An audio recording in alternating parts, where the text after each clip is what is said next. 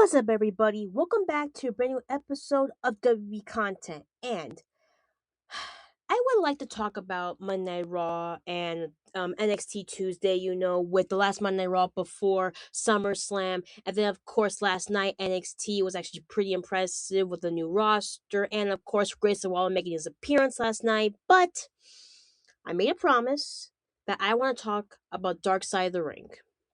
And last night's two episode.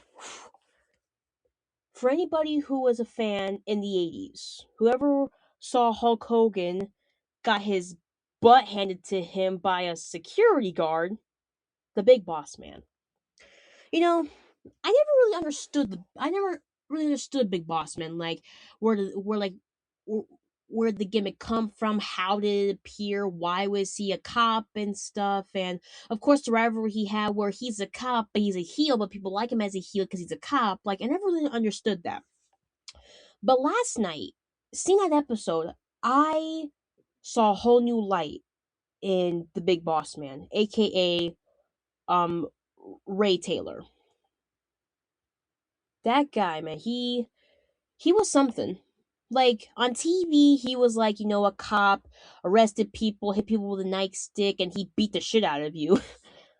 But behind the character, he was just a normal guy. He was a normal family man. He wanted to take care of his family. And the funny thing is that before he was known as the Big Boss Man, he really was a correctional officer and he used to work in a prison as a security guard. I'm watching it and I'm like, wait, you mean to tell me this whole time it was never a gimmick? He literally was that before he was a wrestler. I mean, I was shocked for a moment. I'm like, I've seen people work gimmicks, like people who pretend to be superheroes from a comic book, people who pretend that they're, like, again, police officers, or they're the dead man like the Undertaker, or let's see what other gimmick, or like, you're like a superhero like the Ultimate Warrior. Like, these guys made gimmicks and they made it fun for everybody, but it was never their real personality. With Ray Taylor, that literally was his personality. He really was a freaking prison corrections officer and used to work in a prison. I was like, what the heck? This was real. All of that was real. He literally did that. And he went from being a corrections officer who got low minimum pay to working as a wrestler, as a bodyguard for Jim Cornette and Jim Crockett Promotions Wrestling. And I see what he was like. Dude, he was a big guy. I can admit he was a big dude, but he was a powerhouse with Jim Cornette and the Midnight Express. They were the power faction in Jim Crockett Promotions. But then when he found out that he wasn't getting paid fair like everybody else was, and he was in the same group as everybody, and he was the main event guy, he was still getting paid less. So he was like, what am I gonna do? Next thing you know, Vince McMahon calls him up, and the rest is history. The funny thing was, when he told Vince McMahon, "Well, I used to work in a correctional prison, and I was a corrections officer," he's like, "Huh, we never had that before in the WWF. Let's try that." And he said, "Was there a name they used to give you in the prison, like from the guys?" And he's like, "Well, they call me Boss, and then Big Boss Man." After that, like I said, the rest is history. And he was a freaking powerhouse. He fought with everybody and anybody that got in his way. And his signature nightstick move, it was incredible. It was amazing. He had the cop gimmick to a T. He talked about the law and respect and everything. Also, he would do the nightstick routine. And then on top of that, people dressed up like cops. Like, they had the Big Boss Man hat, they had the nightstick foam thing, they had the Big Boss Man plush doll where you wrestle him. I mean, it was incredible. He was getting the same respect like he was getting the same respect like how Hulk Hogan was. Being the main event guy, everybody buying his merchandise. He was on the top level card for everything he did, and he wrestled like the best of the best wrestlers, and he dominated all of them. What's cool is that he went from being a bad guy cop to being Hulk Hogan's bodyguard or something and arresting the bad guy wrestlers who did bad things. Like, that's incredible. But throughout time, of course, the early 90s, the WCW, the Monday Night Wars came, And thus, of course, with Big Boss Man working like 300 days a year and only having minimal time for his family, he went to WCW with better pay and fewer less days to work, which was good because he got to spend time with his family. He was a family man. He loved his wife. He loved his kids. He wanted to give him a better life, and that's what he did. And they spent every Christmas together, every birthday, and it was all good. But the downfall of it was in WCW when he went from all different kinds of names because, of course, Vince McMahon had the rights to the Big Boss Man because that was his character. Of course, in WCW, on the other hand, he went through a whole line of freaking gimmicks. He went through a whole line of names. At one point, he was in a faction called the Guardian Angel, which is, I think, it's a group where they do the police's work, but it's like a citizenship arrest thing. I don't know, man. That to me, that was just weird. And then, towards the end of the Monday Night Wars, thus having the Attitude Era. When he came back, he was a whole different kind of cop. He wasn't, the standard, red and blue. He wasn't the standard, navy blue guy with the police badge and the nightstick and the standard Georgia cop where you stand up for the good guys and you take down the bad guys for doing bad things. No, he was more like a SWAT guy who beat the hell out of anybody that got in his way.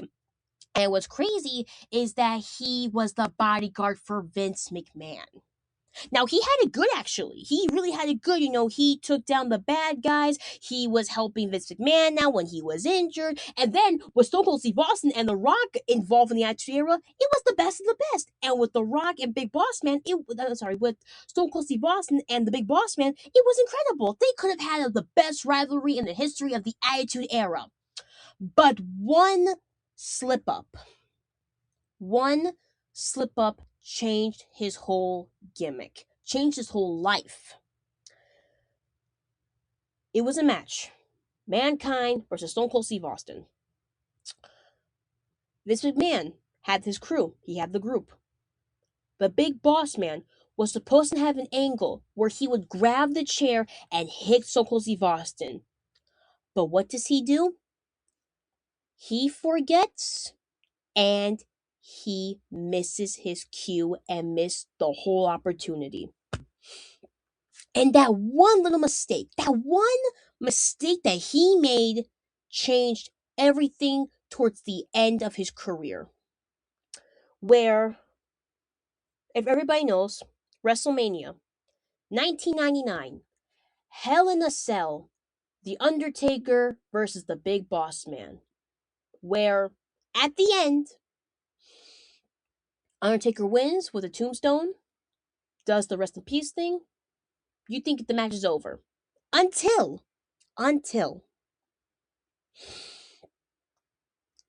they have the rope, they put it around his neck, and they lift the cage up, and a self-hanging happened. On live TV, where nobody knew this at the time, but the Big Boss Man's family was there in person. The first time seeing their father, the husband, wrestle the first time in person, they see him lose on the grandest stage of them all, and two, they see a public hanging in front of them where they think that their father's dead. I'm like, what the heck? And I'm like, who the hell came up with this? Bernie, how did they get away with it and not get sued or get taken off air? Like, how did that happen? Then I had to remind myself, wait a minute. Vince Russo was a writer in the Attitude Era for a bit. Thus, of course, Vince Russo was I wouldn't say the mastermind behind it because there's other people involved, but he was one of the key people to be a part of that, and he was the one that wrote it off. Because he said, and I quote, "You can get away with anything. Like, I feel like at that time you can get away with anything, and you wanted to feel the emotion off of people. You wanted to see the reaction when we do cool new stuff. Yeah, for one, that wasn't cool. That was disturbing. Two, it was stupid. And three, this is live TV, and they think the guy's dead because it's a public hanging from a freaking harness thing on the top of a cage. I was like, what the hell? How did this guy, one, how did he survive that? Two, why would he stay with the company like that after everything they did to him? And then, again, okay, okay, if you think that a public execution thing of a public hanging is a good idea to have in front of kids and on live TV, then that's crossing the line and crossing so many boundaries. But after that dispute, things again took a turn for the worst, where he went from a main event guy, top of the card almost every night, to going to cheap matches, mid card level stuff. And then, of course, another gimmick that was straight to hell was him and another wrestler had a rivalry. He kidnapped the guy's dog, and then he feeds the dog to the guy. Now, I know that was a gimmick. It was fake. We all know it was probably the meat must have been chicken or beef or any kind of meat that was not dog. But the fact that they really played it off as it was the guy kidnaps the dog, he kills him, cooks him, and feeds him to his rival, like, that's just sickening. Very, very sickening. By the end, his contract was up, and he just left. He didn't renew it, nothing. And throughout time, he was hooked on painkillers. I mean, okay, if you think about it, the 80s and 90s, everybody was hooked on drugs in the 80s and 90s. And when you're a wrestler, you get hooked on even more. I mean, you take Oxycontin, you take painkillers, you take other kind of prescription medication. Heck the 90s steroids trial. Everybody who was big and buff was using steroids. But for Ray Taylor, he was different. He wasn't like all the guys. He wasn't going out partying every night, mixing in alcohol with drugs when he was out partying with the guys. No, he was using it to take care of himself, but the pills were just taking over his mind. And on top of that, he went to another doctor, and that doctor wrote him a prescription, but for so many pills. So that's like a drug dealer. Like, you're giving this guy a lot of drugs, and he's paying you a lot of money. That's a drug dealer, dude. And what got me was that doctor, he wasn't the only one. Ray Taylor wasn't the only wrestler who was getting drugs from him. What I found out, and thanks to Ray's wife, what I found out was that Chris Benoit got pills from that guy too. And if everybody remembers, Chris Benoit, he killed his wife, killed his son, and then he later killed himself. Now, if anybody remembers, if anybody knows, if anybody has conspiracy theories about this, some people say it was steroids. Some people say he took steroids, he got crazy, he got angry, and he just went on a murder spree. But the more information, the new information you hear from other people, and the background checks you see, it's not all what you think. Now, in my mind, the way I'm thinking right now, is that the doctor who gave the same prescription to Big Boss Man must have gave the same prescription to Chris Benoit. But he probably took a lot more because the pain he was in with his head. Thus, drugs make you crazy. The pills, you can't stop taking them. Next thing you know, you mix it with alcohol, which makes it 10 times worse for your body.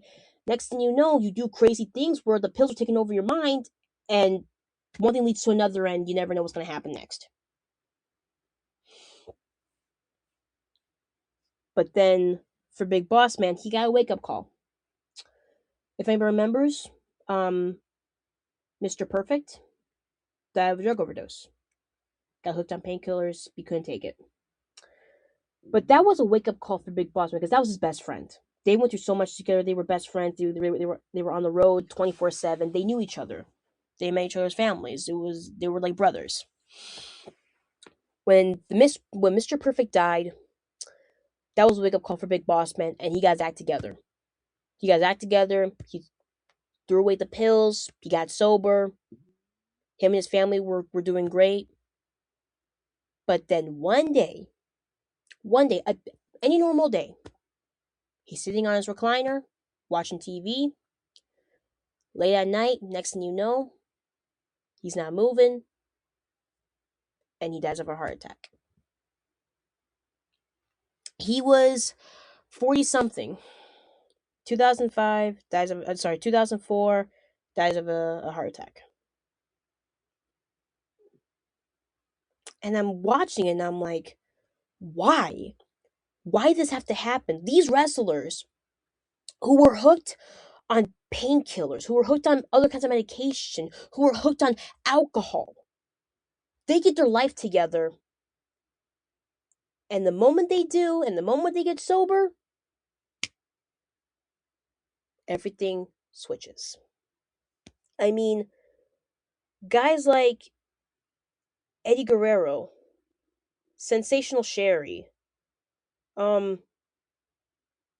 all those important wrestlers, they went through so much in their life.